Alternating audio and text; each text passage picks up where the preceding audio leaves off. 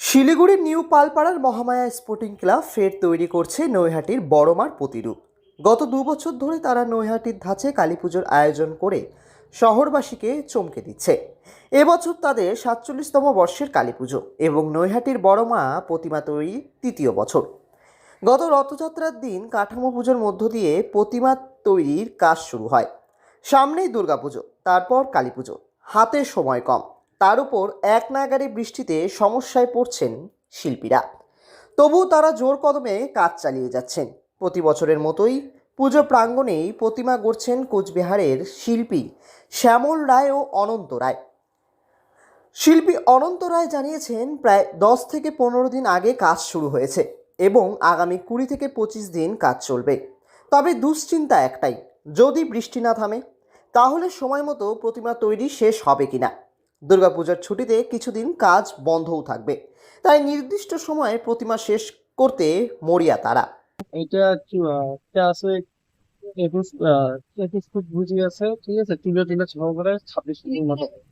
এটা বানাতে সময় মোটামুটি আরো লাগবে, মোটামুটি 20 দিনের মতো হয়ে যাবে। 20 দিনের মধ্যে কমপ্লিট হয়ে যাবে। চেষ্টা করবো আমরা এই সময়ের মধ্যে দিতে। সূর্যের ব্যাপার, ওটাকে দিতেই হবে সময়ের মধ্যে। মহামায়া স্পোর্টিং ক্লাবের গেমস সেক্রেটারি অভিজিৎ সেন জানান, 21 ফুট উচ্চতার বড়মা তৈরি হচ্ছে, যা চূড়া দিয়ে 26 ফুট হবে।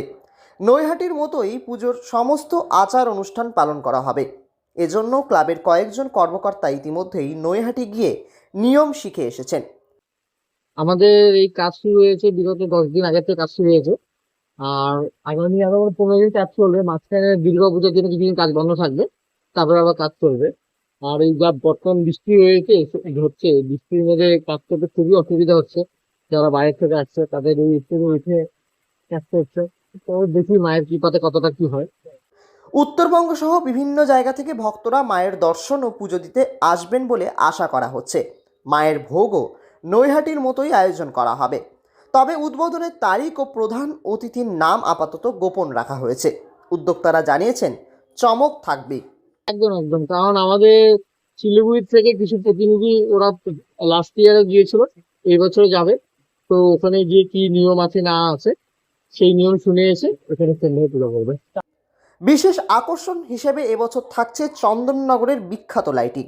সব মিলিয়ে এবছরও শিলিগুড়িতে জাঁকজমকপূর্ণ আয়োজনে পূজিত হতে চলেছেন নৈহাটির বড়মা। শিলিগুড়ি থেকে ঋত্বিক ভট্টাচার্যের রিপোর্ট, লোকাল 18 বাংলা।